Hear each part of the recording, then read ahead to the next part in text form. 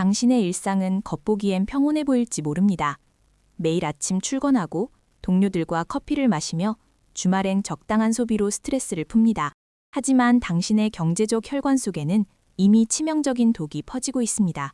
그 첫 번째이자 가장 명확한 붕괴의 신호는 바로 할부와 리볼빙이라는 이름의 마약입니다. 우리는 흔히 할부를 현명한 소비 혹은 고통의 분산이라고 착각합니다. 수백만 원짜리 최신형 스마트폰이나 명품 가방을 24개월로 나누어 낼 때 당신의 뇌는 고작 월 10만 원 정도의 지출로 인식하며 안도합니다. 뇌과학적으로 이는 결제의 고통을 마비시키는 전형적인 인지부조화입니다. 하지만 냉정하게 현실을 직시하십시오. 당신이 신용카드를 긁어 할부를 선택하는 그 순간 당신은 미래의 당신이 흘려야 할 피와 땀을 현재의 쾌락과 맞바꾼 것입니다. 3개월 뒤, 6개월 뒤에 당신이 무슨 일을 겪을지, 혹시라도 소득이 끊길지 아무것도 보장되지 않은 상태에서 당신은 미래의 노동력을 헐값의 선불로 팔아넘겼습니다. 이것은 금융거래가 아니라 시간여행을 빙자한 미래 약탈입니다. 더욱 끔찍한 신호는 리볼빙 서비스에 손을 대는 순간 켜집니다. 이번 달만 넘기면 괜찮겠지라는 안일한 생각으로 리볼빙 버튼을 누르는 순간 당신은 자본주의 시스템이 설계한 가장 악랄한 덫에 발을 들인 것입니다. 당장 통장에서 돈이 빠져나가지 않아 여유로워 보이지만 수면 아래에서는 연 15%에서 19%에 달하는 살인적인 고금리가 복리로 증식하기 시작합니다. 감정은 거짓말을 해도 숫자는 결코 거짓말을 하지 않습니다. 당신이 외면하고 싶어 했던 그 차가운 진실을 대한민국 금융데이터가 적나라하게 증명하고 있습니다. 여신금융협회의 공시에 따르면 국내 주요 카드사들의 리볼빙 평균 수수료율은 연 15%에서 19% 구간에 몰려 있습니다. 아인슈타인은 복리를 세계 8대 불가 사이로 칭송했지만 그는 동시에 이렇게 덧붙였습니다. 복리를 이해하는 자는 그것을 벌고 이해하지 못하는 자는 그것을 지불한다. 지금 리볼빙과 카드론을 쓰고 있는 당신은 정확히 후자에 속해 시스템의 먹잇감이 되고 있습니다. 72의 법칙을 대입해봅시다. 연 18%의 이자율이라면 당신이 갚지 못한 빚은 약 4년마다 2배로 불어납니다. 반면 통계청이 발표하는 실질 임금 상승률은 고작 1에서 2% 남짓입니다. 이것은 단순한 격차가 아닙니다. 당신의 노동 가치가 증가하는 속도인 거북이와 빚이 증식하는 속도인 치타 사이의 이 거대한 불균형이 바로 당신을 가난의 구렁텅이로 밀어넣는 물리적 실체입니다. 워런 버핏도 연평균 수익률 20%를 달성하기 위해 평생을 바치는데 당신은 생산성 없는 소비재를 위해 금융사에게 연 19%의 확정 수익을 헌납하고 있습니다. 당신이 명품 가방을 할부로 사고 리볼빙을 돌리는 순간 당신은 카드사의 가장 충성스러운 노예로 등극하는 것입니다. 자본주의가 당신을 무릎 꿇리는 방식은 과거처럼 채찍을 사용하는 것이 아닙니다. 현대의 시스템은 훨씬 더 교묘하고 세련된 편안함이라는 덫을 사용합니다. 매달 습관적으로 납부하는 비싼 통신요금, 숨쉬듯 결제되는 OTT와 음원 스트리밍 서비스들을 떠올려 보십시오. 당신은 이것들을 삶의 질을 위한 필수 비용이라 합리화하지만 냉철한 자본가의 시선에서 이것은 당신의 경제적 혈관에 꽂힌 빨대일 뿐입니다. 기업들은 구독경제라는 용어를 쓰지만 그 본질은 당신의 지갑에서 매월 확정적인 현금 흐름을 강탈해가는 시스템입니다. 특히 알뜰폰이라는 완벽한 대체제가 있음에도 마케팅이 심어준 막연한 불편함과 사회적 체면 때문에 당신은 매달 5만 원 이상의 돈을 허공에 태웁니다. 자본시장에서 매월 5만 원의 현금 흐름을 만들어내기 위해서는 약 1,500만 원이라는 거액의 자산이 필요합니다. 즉, 통신비를 아끼고 불필요한 구독을 끊는 행위는 당장 1,500만 원짜리 자산을 취득하는 것과 동등한 효과가 있습니다. 그러나 대다수는 이 간단한 계산을 하지 못해 편안함이라는 마약에 취해 자신의 시드머니가 될 돈을 헌납합니다. 그 사소한 편안함들이 모여 당신을 평생 일해야만 하는 생계형 노동자의 굴레에 가두고 있는 것입니다. 시스템이 대중을 영원히 가난한 노동자로 묶어두기 위해 발명한 가장 달콤하고 치명적인 거짓말, 그것은 바로 소확행이라는 작지만 확실한 행복입니다. 미디어는 어차피 집은 못 사니까 맛있는 커피와 명품 립스틱으로 현재를 즐기라고 속삭입니다. 하지만 소확행은 거대한 성취를 포기한 자들에게 시스템이 던져주는 패배의 위로금이자 값싼 진통제입니다. 당신이 매일 마시는 5,000원짜리 커피와 배달 음식은 자존감을 높여주는 것이 아니라 뇌의 보상 회로를 망가뜨리는 도파민 주사에 불과합니다. 이를 라떼 효과라 부르지만 저는 노예의 세금이라 부릅니다. 뇌과학적으로 즉각적인 보상에 익숙해진 뇌는 자산 증식에 필요한 지연된 만족을 견디지 못합니다. 5,000원짜리 커피가 모여 1년이면 180만 원이 됐고 이를 연 5% 복리로 30년간 투자했다면 약 1억 2천만 원이 되었을 것입니다. 당신은 커피를 마신 게 아니라 미래의 1억 원을 마셔서 없애버린 것입니다.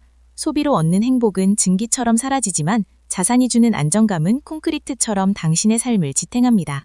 여기서 인류는 보이지 않는 거대한 벽을 사이에 두고 두 개의 종족으로 갈라집니다. 한쪽은 복리의 화살을 맞고 피를 흘리는 채무자 계급이고 다른 한쪽은 그 화살을 쏘아 올려 사냥감을 획득하는 자본가 계급입니다. 당신이 이자를 내고 있다면 당신은 자본가의 자산 증식을 위해 당신의 생명력을 연료로 태우고 있는 것입니다. 은행의 대차대조표에서 당신의 부채는 그들의 자산입니다. 당신이 가난해지는 속도와 정확히 비례하여 누군가는 부자가 되고 있습니다. 채무자 계급의 삶은 붉은 여왕의 달리기와 같습니다. 아무리 열심히 일해도 빚이 늘어나면 제자리 걸음은커녕 뒤로 밀려납니다. 반면 자본가 계급은 그들이 잠든 사이에도 자산이 끊임없이 배당과 임대료, 이자라는 현금 흐름을 만들어냅니다. 이 분기점은 잔인할 만큼 명확합니다. 당신은 이자를 내는 사람입니까? 아니면 이자를 받는 사람입니까? 중간은 없습니다. 지금 당신이 서 있는 위치를 자각하지 못한다면 10년 뒤 당신과 자본가의 격차는 서로 다른 차원의 생물처럼 벌어져 있을 것입니다. 이제 감상적인 후회는 집어치우고 당신의 뇌와 계좌에 설치된 가난의 운영체제를 포맷하십시오. 자본가의 알고리즘인 더 코드를 새로 설치하십시오. 첫 번째 명령은 제로 베이스 선언입니다. 지난달 소비 내역을 기준으로 예산을 잡지 마십시오. 생활비를 0에서 시작하여 생존의 필수적인 항목만 쌓아 올리십시오. 리스트에 없는 넷플릭스, 배달앱, 고가요염제는 가차없이 삭제하십시오. 이것은 저력이 아니라 현금 흐름의 재구조화입니다. 두 번째 명령은 방화막 구축입니다. 월 생활비의 최소 3배에 해당하는 현금을 비상금으로 확보하십시오.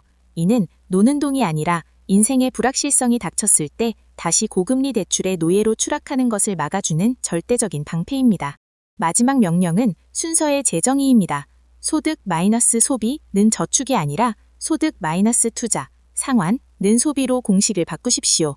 월급이 들어오면 나쁜 빚을 갚거나 저축하고 남은 돈으로 어떻게든 버티십시오. 이 고통은 당신의 금융근육이 단단해지는 성장의 통증입니다.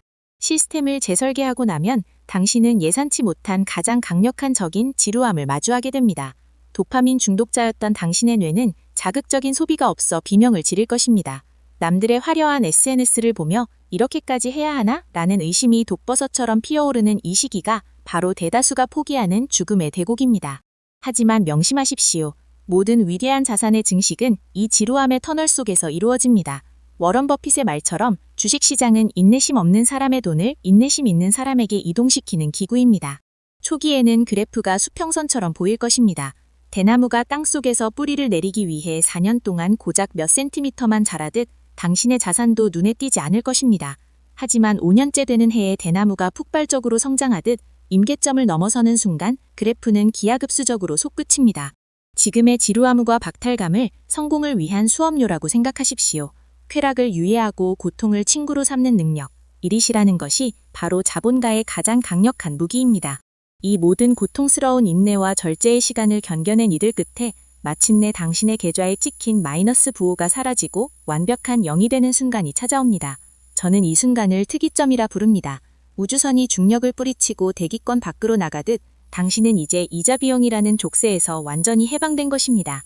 이것은 단순한 빚의 청산이 아니라 경제적 물리법칙이 근본적으로 뒤집히는 사건입니다. 어제까지 당신은 갚아야 할 빚이 늘어나는 마이너스 복리 속에 살았지만 오늘부터 당신이 버는 돈은 온전히 당신의 자산의 댐에 고이게 될 것입니다.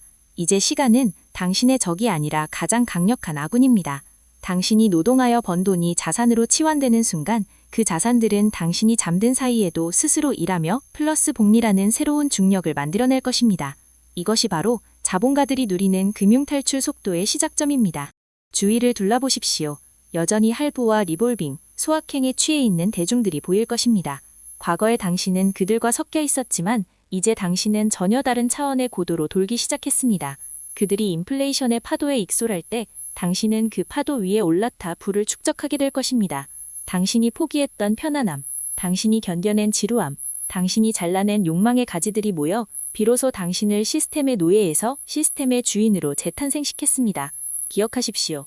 나쁜 빚을 제거하고 지출을 통제한 지금이 끝이 아닙니다.